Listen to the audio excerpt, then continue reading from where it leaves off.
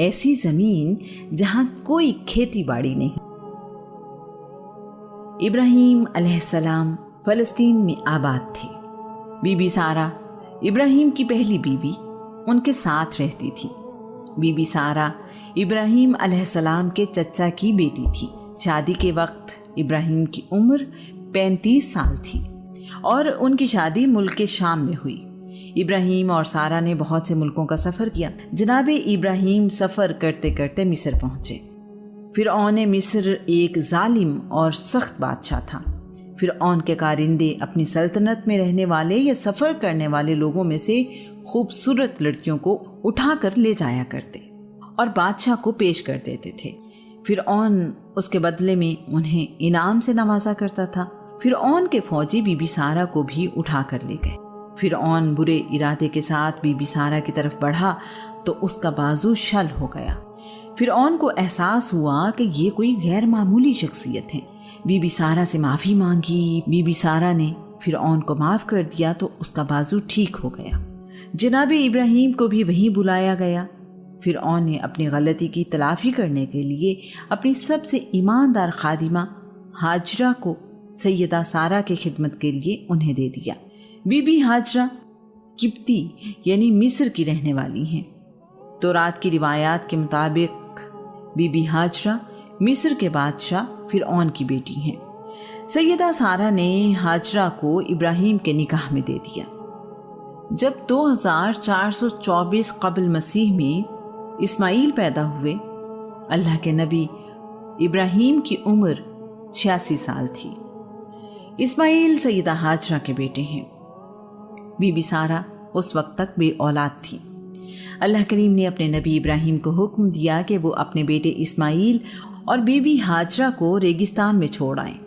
ایک روایت کے مطابق بی بی سارہ نے جناب ابراہیم سے ہاجرہ اور ان کے بیٹے اسماعیل کو کہیں دور چھوڑ کر آنے کا مطالبہ کیا۔ یہ بہت بڑا امتحان تھا۔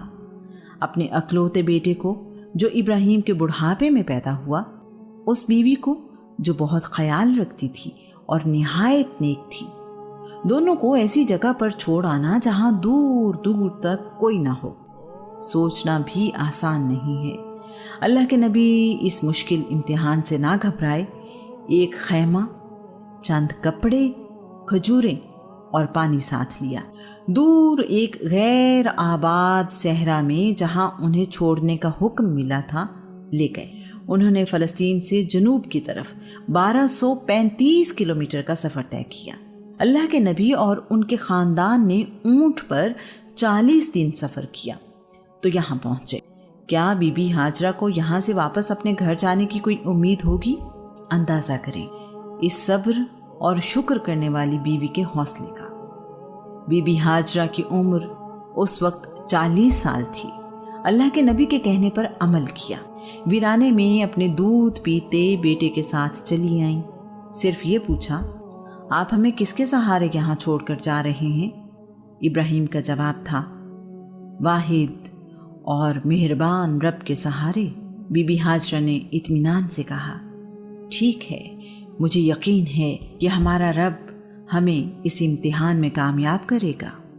یہ بات بھی قابل ذکر ہے کہ اس وقت وہاں کوئی آبادی نہیں تھی۔ یہاں رکنے کا فیصلہ کس کا تھا؟ کیا یہ فیصلہ ابراہیم نے کیا یا سیدہ ہاجرہ نے؟ کیا سیدہ سارہ نے انہیں اس جگہ چھوڑنے کا مطالبہ کیا تھا؟ کیا یہ فیصلہ ہمارے رب کا نہیں تھا جس نے یہاں اپنا گھر بنانے کا فیصلہ کیا ہوا تھا؟ ہم اپنے اور اپنے گھر والوں کے لیے بہترین آسائش، آرام اور تمام نعمتوں کا انتظام کرتے ہیں۔ اچھا گھر، زندگی کی آسانیوں کا سامان، خوشحالی اور بہت کچھ۔ کبھی گمان میں بھی اپنے گھر والوں کو تنہا نہیں دیکھنا چاہتے۔ سبزہ تھا، نہ ہی پانی کا وجود، اگر تھے تو سخت اور خشک پہاڑ، پتھر اور تنہائی، وحشت اور گھبراہٹ۔ اللہ کریم محبت کرنے والوں کا خوب امتحان لیتا ہے۔ کہاں جا بسنے کا حکم ہوا؟ ایسی زمین پر جہاں کوئی کھیتی باڑی نہیں۔ اللہ کے نبی ابراہیم نے خیمہ لگایا۔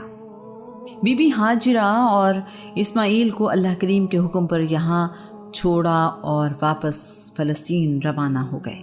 اب ماں بیٹا اللہ کریم پر بھروسہ کرتے ہوئے اس وادی میں رہنے لگے۔ کچھ دن گزرنے کے بعد پانی ختم ہو گیا۔ اب یہاں تنہائی کے علاوہ پریشانی بھی تھی، زندہ رہنا مشکل ہو گیا۔ اس پریشان کن صورتحال میں بھی بی بی ہاجرہ کا اپنے رب پر یقین کم نہ ہوا۔ پیاس جب بہت زیادہ بڑھ گئی تو بی بی ہاجرہ نے اپنے خیمے کے باہر ایک چادر اس سخت زمین پر بچھائی، اسماعیل کو اس پر لٹایا اور خود پانی کی تلاش میں نکلی۔ باہر تو کچھ بھی نہیں تھا، لیکن اللہ کی اس نیک بندی کو یقین تھا کہ کوئی نہ کوئی صورت ضرور پیدا ہوگی۔ وہ اپنے خیمے کی دائیں جانب والے پہاڑ صفا پر چڑھی، ادھر ادھر دیکھا، کچھ نظر نہ آیا، نہ کوئی انسان نہ پرندہ۔ نظر بھی کیسے آتا، یہاں کوئی تھا ہی نہیں۔ پہاڑ کی چوٹی سے ان کا بیٹا انہیں نظر آ رہا تھا۔ ماں کو تسلی تھی کہ میرا بیٹا میری نظروں کے سامنے ہے۔ جب کوئی صفا پر جا کر کچھ نہ ملا تو نیچے اتری اور اپنے خیمے کی بائیں جانب والے پہاڑ مروہ کی طرف جانے کا ارادہ کیا۔ کوہ صفا سے نیچے وادی میں آئیں تو اب بیٹا نظر نہیں آ رہا تھا۔ ماں کو چین کیسے آتا؟ ماں کی محبت نے مجبور کیا، وہ اب چلنے کی بجائے دوڑنے لگی۔ جب تک انہیں بیٹا نظر نہ آیا دوڑتی رہی۔ بیٹا نظر آیا تو دوبارہ چلنے لگی۔ پہاڑ پر چڑھنا اترنا آسان کب ہے؟ اب وہ کوہ مروہ جو ان کے خیمے کے بائیں جانب ایک پہاڑ تھا اس کے اوپر چڑھی، یہاں بھی کچھ نظر نہ آیا۔ دوبارہ سوچا کہ کوہ صفا پر جانا چاہیے۔ کوہ مروہ سے اتریں، جب وادی میں پہنچنے پر اسماعیل نظر نہ آئے تو پھر دوڑنا شروع کر دیا۔ یہاں ہمیں سوچنا چاہیے کہ ایک ماں، بھوک اور پیاس، اکیلی اولاد، وہ بھی ابھی گود، نہ کوئی اور انسان، نہ زندگی کی امید۔ کبھی ایک پہاڑ پر چڑھتی ہیں تو کبھی دوسرے پہاڑ پر۔ جن لوگوں نے پہاڑی علاقوں میں چھٹیاں گزارنے کے لیے سفر کیا ہے جانتے ہیں کہ پہاڑوں پر چڑھنا اور اترنا کس قدر مشکل کام ہے۔ ہم اپنی خوشی سے جاتے ہیں اور بہت جلدی تھک جاتے ہیں۔ یہاں تو ایک ماں اپنے بیٹے کی بھوک اور پیاس کی خاطر پریشانی میں پہاڑوں پر چڑھتی اور دوڑتی ہے۔ اس پریشانی کا اندازہ صرف ماں ہی کر سکتی ہے۔ بی بی ہاجرہ کی بے چینی ختم ہونے کا نام نہیں لے رہی۔ وہ دیوانہ وار دونوں پہاڑوں پر بار بار جا رہی ہیں۔ وہ سعی کر رہی ہیں کہ شاید کوئی انسان نظر آ جائے اور پانی کا انتظام ہو جائے۔ سیدہ ہاجرہ 7ویں بار صفا پہاڑ سے مروہ پر پہنچی تو انہیں ایک عجیب منظر نظر آیا۔ انہوں نے دیکھا کہ جہاں بیٹا لیٹا ہوا ہے اس کے بالکل قریب پانی ہے۔ ان کی خوشی کی کوئی حد نہ رہی۔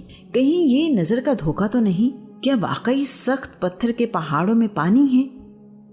میرے رب، مجھے یقین تھا کہ تیری رحمت کوئی نہ کوئی بہانہ ڈھونڈ لے گی۔ میرے پروردگار، تیرا لاکھ لاکھ شکر۔ دوڑتی ہوئی پہاڑ سے اتری، لیکن اس بار اپنے بیٹے کی طرف جا رہی تھی۔ اسماعیل کے پاس پہنچی تو دیکھتی ہیں کہ جہاں اسماعیل روتے ہوئے ایڑی مار رہے تھے وہاں اس پتھریلی زمین سے پانی کا چشمہ نکل آیا ہے۔ سیدہ ہاجرہ کا اپنے رب پر یقین تھا کہ وہ کوئی نہ کوئی صورت پیدا کرے گا۔ ایسا ہی ہوا۔ اب انہیں فکر ہوئی کہ کہیں یہ پانی بہتے بہتے ختم نہ ہو جائے۔ پانی ذخیرہ کرنے کا کوئی طریقہ نہیں تھا۔ انہوں نے بے اختیار کہا، زم زم، ٹھہر جا ٹھہر جا۔ اللہ کریم کی نیک بندی کا کہنا کمال کر گیا۔ پانی وہیں ٹھہر گیا۔ چشمہ تو باقی رہا لیکن اب پانی بہنا بند ہو گیا۔ سیدہ ہاجرہ نے اس پانی کے گرد روک بھی بنا دی۔ اللہ کریم کی طرف سے زمزم کو ہمیشہ ہمیشہ کے لیے جاری کر دیا گیا۔ آج 4000 سال بعد بھی زمزم لوگوں کو سیراب کر رہا ہے۔ رسول اللہ کا فرمان ہے، اللہ کریم اسماعیل یعنی سیدہ ہاجرہ پر رحم فرمائے۔ اگر وہ جلدی نہ کرتی تو زمزم ایک بہتا ہوا چشمہ ہوتا۔ سیدہ ہاجرہ کی پریشانی کم ہوئی۔ اب انہیں زندگی کے آثار نظر آنے لگے۔ چند دنوں میں پانی کی وجہ سے یہاں سبزہ بھی اگایا۔ وہی وادی جہاں کھیتی باڑی نہیں ہوتی تھی، اللہ کی قدرت کہ سبزہ نکل آیا۔ کچھ عرصے بعد یہاں سے ایک قافلہ گزرا جو ملک کے شام تجارت کے لیے سفر پر تھا۔ ان لوگوں کا تعلق بنی جرہم قبیلے سے تھا۔ یہ راستہ ان لوگوں کا جانا پہچانا تھا۔ وہ پہلے بھی بارہا یہاں سے گزر چکے تھے۔ اب کی بار انہوں نے عجیب منظر دیکھا۔ انہوں نے دیکھا کہ پرندے اڑ رہے ہیں اور خوشی سے چہچہا رہے ہیں۔ جب ان کے تجسس نے انہیں مجبور کیا تو وہ پہاڑ پر چڑھے۔ ان کی حیرت کی انتہا نہ تھی۔ ایک خیمہ ہے، سبزہ اگا ہوا ہے اور پانی کا چشمہ موجود ہے۔ یہ کیسے ہوا؟ وہ تو بہت دفعہ یہاں سے گزرے تھے۔ کبھی کسی نے سوچا بھی نہیں تھا کہ پتھریلے پہاڑوں میں پانی بھی ہوگا۔ کوئی ایسے ویرانے میں تنہا کیسے رہ سکتا ہے؟ وہ لوگ سیدہ ہاجرہ کے پاس آئے اور یہاں رہنے کی اجازت مانگی۔ سیدہ ہاجرہ نے اس شرط پر انہیں اجازت دی کہ زمزم پانی کی ملکیت سیدہ ہاجرہ اور ان کے خاندان کے پاس رہے گی۔ وہ لوگ اس شرط پر راضی ہو گئے۔ سیدہ ہاجرہ اور اسماعیل کے بعد یہ لوگ ہی اس شہر کے آباد کرنے والے تھے۔ اللہ کریم اس شہر کو بکہ کے نام سے یاد کرتا ہے۔ یہی شہر بکہ اب مکہ کہلاتا ہے۔ مکہ کی تاریخ آدم سے شروع ہوتی ہے۔ الہامی کتاب تورات میں اس جگہ کو وادی فاران کہا گیا۔ طوفان نوح کے بعد اس شہر میں موجود کوئی چیز باقی نہ رہی۔ سیدہ ہاجرہ اور اسماعیل نے اسے آباد کیا۔ اسماعیل قبیلہ بنی جرہم کے درمیان پلے بڑھے۔ ابراہیم اور اسماعیل کا دور سریان اور یہودیوں سے پہلے کا دور تھا۔ علمی اعتبار سے ان کا دور اللہ کے نبی یعقوب اور موسیٰ کے دور سے بہت ممتاز دور تھا۔ ابراہیم اور اسماعیل کی زبان عربی تھی۔ بعض تاریخ دان یہ بیان کرتے ہیں کہ جناب اسماعیل نے عربی زبان قبیلہ بنی جرہم سے سیکھی۔ یہ بات حقیقت نہیں کہ بنی جرہم کی زبان عربی تھی۔ ایک عرصے تک بنی جرہم پانی کی ملکیت بنی اسماعیل کے پاس رہنے کے وعدے پر قائم رہے۔ بعد میں انہوں نے اسماعیل کی اولاد سے وعدہ خلافی کی اور پانی کی ملکیت ان سے چھین لی۔ آنے والے دور میں بنی خزاع اور بنی اسماعیل نے بنی جرہم سے جنگ کی اور انہیں مکہ سے نکال دیا۔ بنی جرہم جاتے ہوئے زمزم کا چشمہ بند کر گئے۔ صدیوں بعد عبد المطلب یعنی رسول اللہ صلی اللہ علیہ وآلہ وسلم کے دادا نے چشمہ زمزم کی کھدائی کروائی تو پانی کی ملکیت ایک بار پھر بنی اسماعیل کے پاس آ گئی۔ زمزم پانی کی ذمہ داری آج بھی اسماعیل کی اولاد کے پاس ہے۔ ظاہری اسباب میں یہ شہر اللہ کے نبی اسماعیل اور سیدہ ہاجرہ کے لیے بسایا گیا۔ حقیقت میں یہ کائنات بسائی ہی اللہ کے آخری رسول صلی اللہ علیہ وآلہ وسلم کے لیے گئی۔ ایک نہ بدلنے والی زبان عربی عطا کی گئی۔ آخر کار قرآن مجید اللہ کریم کی آخری الہامی کتاب کو بھی تو یہی نازل ہونا تھا۔ مت سہل ہمیں جانو پھرتا ہے فلک برسوں، تب خاک کے پردے سے انسان نکلتے ہیں۔ یہ کائنات اتنی آسانی سے نہیں بسائی گئی۔ زندگیاں اور صدیاں گزری تو یہ آباد ہوئی۔ شہر مکہ رسول اللہ صلی اللہ علیہ وآلہ وسلم کی ولادت سے 25,000 سال پہلے آباد ہوا۔ مکہ سطح سمندر سے 277 میٹر بلند ہے۔ شہر مکہ کو اس لیے حرم کہا جاتا ہے کیونکہ یہ عزت اور حرمت والا شہر ہے۔ یہ شہر جدہ سے 64 کلومیٹر مشرق میں واقع ہے۔ تاریخ دان یاقوت حموی کے مطابق شروع میں حرم کعبہ کی عمارت کا نام مکہ تھا۔ بعد میں پورے شہر کو مکہ کہا جانے لگا۔ مکہ شہر وادی ابراہیم میں واقع ہے۔ اس کے شمال میں کیقان ہے، جنوب میں جبل حدیدہ ہے اور جنوب مغرب میں جبل عمر ہے۔ مشرق میں جبل ہیرا ہے جبکہ شمال مشرق میں جبل ابو قبیس ہے۔ آدم علیہ السلام نے اللہ کا گھر مکہ کی وادی میں تعمیر کیا تھا۔ طوفان نوح کے بعد یہ عمارت قائم نہ رہی بلکہ اس کا نام و نشان تک مٹ گیا۔ یہاں اس بات کا ذکر بھی نہایت ضروری ہے کہ اللہ کریم نے ماں میں محبت کا جو جذبہ رکھا ہے وہ کسی اور کو حاصل نہ ہو سکا۔ اللہ کریم کو ایک ماں سیدہ ہاجرہ کا اپنے رب پر ایمان اور اپنے بیٹے کے لیے کوشش بھاگ دوڑ اتنی پسند آئی کہ اسے حج اور عمرے کا لازمی حصہ بنا دیا۔ یہ پابندی بھی لگا دی کہ جس طرح میری بندی پہاڑوں پر چڑھتی رہی اور نشیبی جگہ پر دوڑتی رہی، ویسے ہی پہاڑوں پر چڑھو اور دوڑو۔ سیدہ ہاجرہ کا اپنے رب پر ایمان اور یقین اسی قابل تھا۔ کوئی لمحہ بھی ایسا نہیں جب اللہ کریم کے بندے مکہ میں صفا اور مروہ کے درمیان دوڑ نہ رہے ہوں۔ اس عمل کو صحیح کہتے ہیں۔ اللہ کریم نے صفا اور مروہ کو اپنی نشانیاں قرار دیا۔